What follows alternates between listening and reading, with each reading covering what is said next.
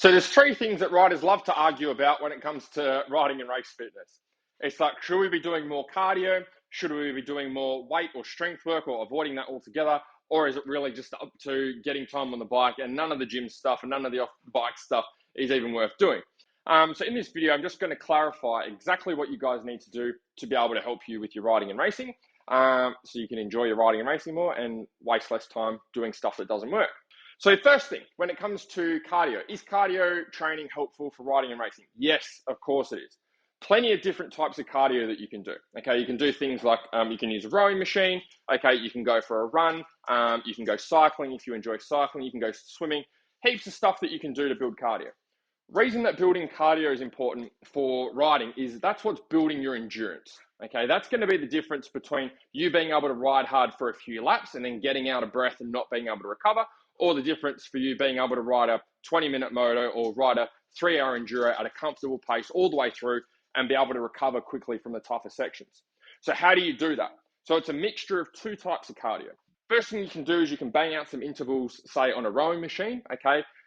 You can do 30 seconds on, 30 seconds off for 15 minutes. You could go down to the park and do some sprints with a 1-1 work-rest ratio, okay? So you sprint for a minute, rest for a minute. You can do the same thing with swimming. So that's one part. The other part that you can include, but I don't recommend because a lot of you will be getting this when you get out on, and do bike time, is your longer distance cardio. Okay, and what that means is it's just getting on a piece of equipment or doing some sort of cardio at a consistent pace for an extended period of time. Okay, you could get on the rower and row for 20 minutes or row for an hour. You could go for a long run. You could go for a long swim, but you're probably going to get bored and it's probably not the most effective use of your time. You're probably better off going riding on the weekend and using that time as your time to build up the longer distance cardio. Do practice motos if you're racing motocross. If you're an enduro rider, go and ride for 3 hours. Okay, don't do 5-minute rides if you're trying to do enduro events, and don't do 2-minute sprints all the time if you're trying to get ready for a motocross race. So cardio, definitely important. Second thing is strength. Okay, and this is probably the one that's most misunderstood. So if you look at the weight of your bike, okay, your bike might be 100 kilos, probably a little bit heavier. Let's say it's 100. You've got a 100 kilo bike, plus you've got your body weight on top of that. So if you weigh 90 kilos, you've got a 100 kilo bike, 90 kilos of body weight, that's a total of 190 kilos. So anytime you go and ride, anytime you go and race, whether it's hard enduro, motocross, you're wrestling around 190 kilos, plus all of the power that it has as well. Okay, so especially on those sand tracks or rougher tracks or tougher sections, you're really muscling a lot of that bike weight around. The stronger you can get yourself, the lighter the bike's going to feel for you. And if you can get the bike to feel lighter, you're going to use a lot less energy when you ride. So how do you build strength for the bike? Number one, you can go riding all the time. Okay, a lot of pro riders don't do much strength work, and you'll see them doing a lot of cycling. And the reason is because they build a lot of strength from being on the bike all the time. Okay, if you're riding 4+ times per week and you've got 190 kilos there that you're wrestling around, okay, or some of those guys are probably a bit lighter, but you've got a 100 kilo bike you're wrestling around, you're going to build strength just from being on the bike all the time. If you don't have that luxury, or you're not a factory rider that's riding 4+ times per week, you need to find an alternative to build strength. So that's where it's going to come down to some weight training. So you can have a simple setup like I've got up here in my garage. You don't need any too fancy equipment. Squat rack, a weight bar, and some weights that can go on the rack. Okay, and that's going to be more than enough for you to be able to build the strength that you need. You can check out my other videos, but you can do things like squats, like deadlifts, bent over rows, overhead press, bench presses with this equipment. Okay, you don't need thousands and thousands of dollars of equipment, and you don't need 20 pieces of equipment in your garage. This stuff will do. The cardio, what's more important? Cardio or strength work, okay? The truth is that they go hand in hand.